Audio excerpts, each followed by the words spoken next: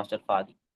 Again, Toastmaster Puneet Reddy is attempting his level 1 project 4 from the pathway presentation mastery. The title of the speech is The Heart of Time Management. The Heart of Time Management, Toastmaster Puneet Reddy. Good morning, fellow Toastmasters and guests. Today, I'm speaking on the topic, the art of time management. So, let me begin with a confession. I suffer from a rare disease called tabitis. Every time I open my laptop to do something, I somehow end up with 12 Chrome tabs open, and not one single tab is related to what I do. First tab, Gmail, to check a reminder I'll probably ignore. Second tab, LinkedIn, because if I'm not being productive, the only way to act productive is being on LinkedIn. Third tab, Google, because clearly the best time to search how tall Virat Kohli is or how many test centuries Virat Kohli is when I'm doing an assignment. You get the idea, right? This is the life of someone who thinks he is busy, but at the end of the day, I am the digital version of someone running on a treadmill. You think you're working a lot, you're sweating, you're doing a lot of work, but at the end of the day, you're at the same place. And the worst part, I used to think I was good at time management.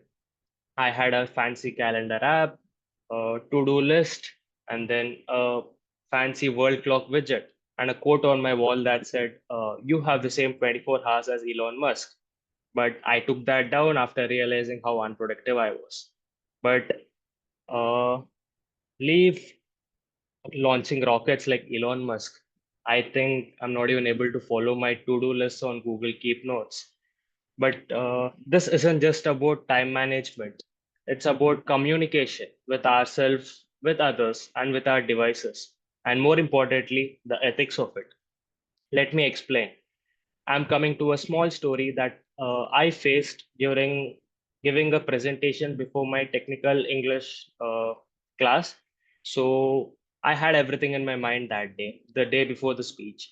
Everything CEO level preparation, a proper dress code, a proper timer practice, and color coded slides. Everything was in my mind. And at 4:30, I took a chai break. So somehow I landed on YouTube. I started top 10 greatest movie scenes of all time. Somehow YouTube convinced me to watch a behind the scenes of BTS scenes of Interstellar, Ratatouille's emotional points, and 45-minute video on why the La La Land's ending is both tragic and poetic. I blinked. It was 7:30 p.m. until my roommate called me for dinner. That evening, I realized the meaning of Sikrama Pandit, which was called upon by my roommate. He was like, do stuff properly. And then at the last minute, I threw a PowerPoint presentation where the fonts were like, a Bollywood ghost movie. Very random, very thrown apart. That was a thing which happened to me at the last moment. My friend later, after my speech, came to me and told, "Bro, your speech was like a trailer with no movie. Pain, agony, regret. But let's zoom out. Was the real problem YouTube or was it me? I failed to ethically communicate with my own priorities. I made a false promise to myself. Just one video and broke it. That's just not procrastination.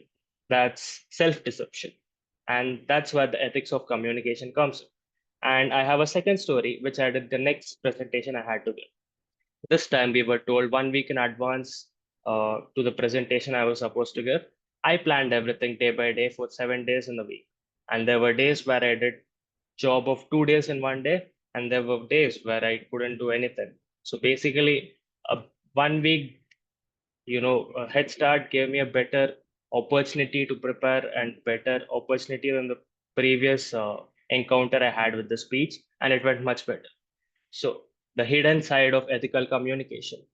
We usually talk about communication ethics in the context of honesty, transparency, and respecting others.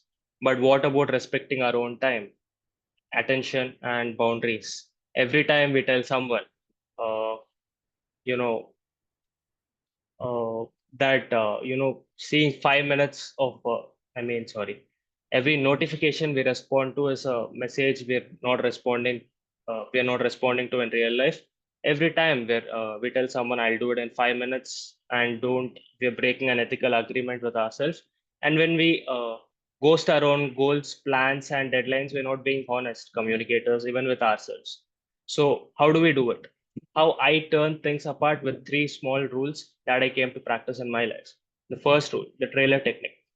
Have you ever realized when you watch a movie trailer, you're so attracted for the 3 minutes, but if you watch the same movie, you don't really feel that level of excitement or attachment with the movie. So this is what I realized. My mind liked drama, so I kept the first 3 minutes. I started with 10 minutes of my education.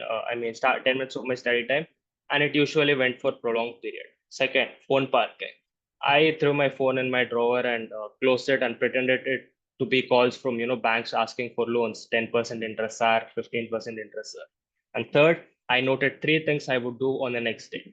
So why does time feel so hard to manage? The real issue isn't time, it's how we feel during time. Some days we're pumped and ready to go. Other days we're just lying on the bed, staring at a ceiling fan like you're philosophizing slow motion Rajnikant. That's why I followed a method called vibe scheduling. If I'm feeling low on energy, I schedule low effort tasks. If I'm feeling like I drank 3 cups of brew coffee or something, I tackle big stuff. It's not about being perfect. It's about being honest with myself and being accordingly. So tying it all together at the end of the day, let's return to those 12 Chrome tabs. These days, I just try to keep it at three: one for work, one for background music, and one for that motivational video that reminds me you are not your procrastination. So the next time you find yourself drowning in tabs and tasks, just stop, breathe, pick one, and start. Because in the end, ethics and communication starts not with a word, but with a single tab which is to open for us. Thank you. And with that, I would like to call a spade and I would like to end the speech saying a spade and spade. We call upon Toastmaster Fadi to evaluate Toastmaster Puneet's speech. Over to you, Toastmaster Fadi. Yes, thank you, distinguished Toastmaster. Toastmaster Puneet, as a regular follower of your speeches, I, for those who don't know, Toastmaster Puneet is our VIT's group therapist. Every speech that he says has some form of trauma dumping hidden beneath it. And every time he says it like a couple of stories to help relate with the audience. And I really like how you did that. You not only related with the audience, but you also gave them a few tips which they could use in their lives. And that take back value was fully justified. You had vivid use of adjectives and very meaty words like self deception, and I appreciate you for that. You also, and I really appreciate this because as your evaluator, the last speech that you gave as well, you did intonate your words more. Your pacing was pretty good, and your voice modulation has definitely improved. I can see that you have attempted at practicing. Now, one small thing, I have to call a spade this time. One small thing which I have to point out, you were sitting down, and as Toastmaster Harishri Prasad said, you are limited. When you're sitting down, you're limited to just this space. You are attempting to move your hands here and there to show that you are trying to paint a picture in the audience's mind. But when you stand, your canvas automatically becomes this big. You're automatically entitled to this much space. You can do and you can express your thoughts with your hands more. So that is one small mm, improvement that I would like to suggest. Really happy for that. So that's about everything that I had to say.